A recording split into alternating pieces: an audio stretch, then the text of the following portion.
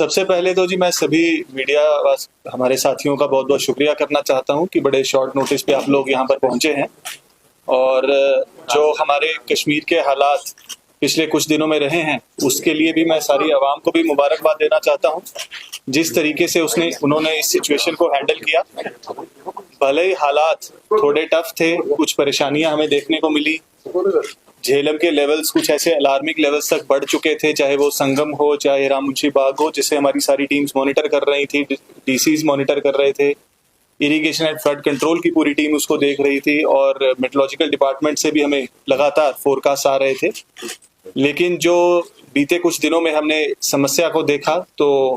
और अवाम ने उसका बड़ी डट करके सामना किया है और आगे भी हमें इसी तरीके से अलर्ट रहने की ज़रूरत है। और मैं यही अपील एडमिनिस्ट्रेशन की तरफ से सभी लोगों को करना चाहूँगा, जैसे साउथ कश्मीर ने इस सिचुएशन को हैंडल किया है, खुदा ना खास्ता आगे भी, क्योंकि अगले 15-20 दिन बड़े इंपॉर्टेंट रहेंगे हमारे लिए। हमारे वेदर फोरकास्ट लगातार आते रहेंगे, सभी ग्रुप्स के जरिए आपके साथ शेयर भी होते हैं, लोगों तक भी पहुंचते हैं, पर कई बार हम उसके ऊपर नजरअंदाजी उसके कर देते हैं और बड़े ध्यान से उसको नहीं देखते हैं।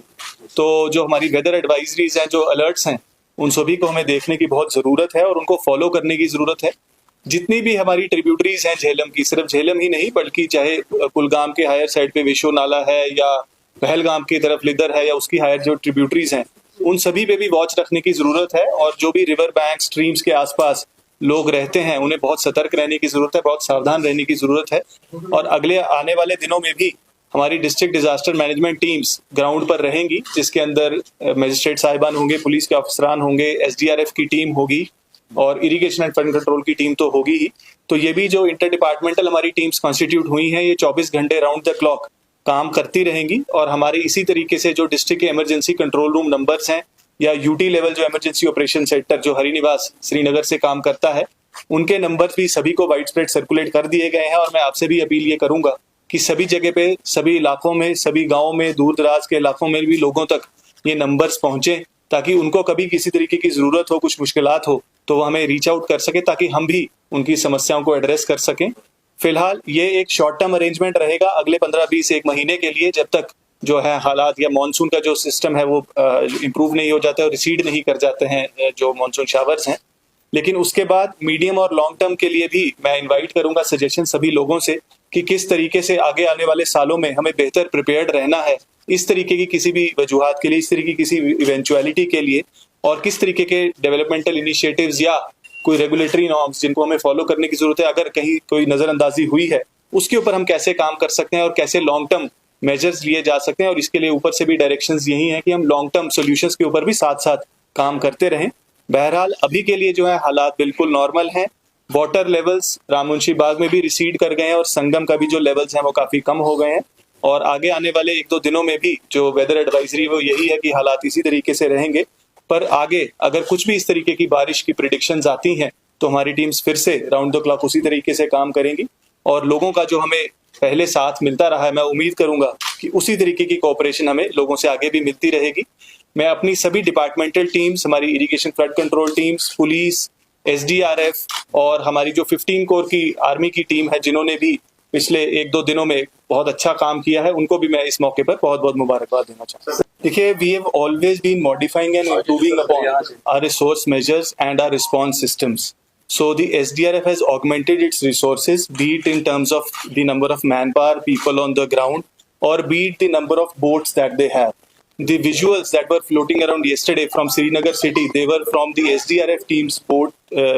the SDRF team members as well as their boats, Right. which were deployed in the low-lying areas to take people to safety. And in future also measures would be put in place to even augment the numbers further. Similarly, the Irrigation and Flood Control Department has also done a commendable work in the restoration of some vulnerable spots along the Jhelum's embankments. Right. So as of now also there are around 150 vulnerable spots as we see, but most of them they lived up to the expectations of the department as there was no breach on either of the embankments of Jhelum right across the past 48 to 72 hours. So I would like to appreciate the department as well as the police and the SDRF teams, that they have been able to learn from the challenges that we have faced over the past decade and will continue to do so in future. Embankments को protection ही हमारा सबसे बड़ी safety है इसकी तरीके की किसी भी अगर eventuality आगे आती है। और जैसा मैंने पहले कहा कि एम्बैंकमेंट्स की स्ट्रेंथनिंग पर काफ़ी काम हुआ है और उसी वजह से किसी प्रकार का हमें इरोजन या स्पिल ओवर पिछले दिनों में नहीं मिला है, जबकि हमें ये जहन में रखने की ज़रूरत है कि संगम में भी और राममुंशी बाग में भी जो हमारे डेंजर लेवल्स तक पानी पहुंचा है, जो कि तकरीबन 10 साल हाई जो लेवल्स हैं वो 10 ईयर हाई लेवल्स थे, लेकिन उसके बावजूद किसी प्रकार का कोई ऐसा नुकसान हमें देखने को नहीं मिला है। तो आई एम श्योर कि जो रेस्टोरेशन वर्क्स हैं वो अच्छे हुए हैं,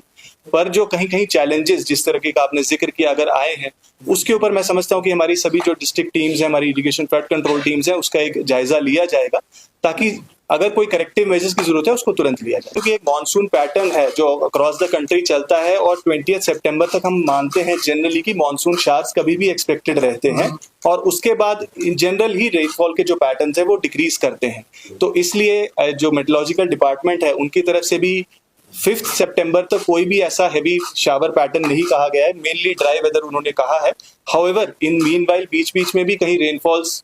कभी किसी को भी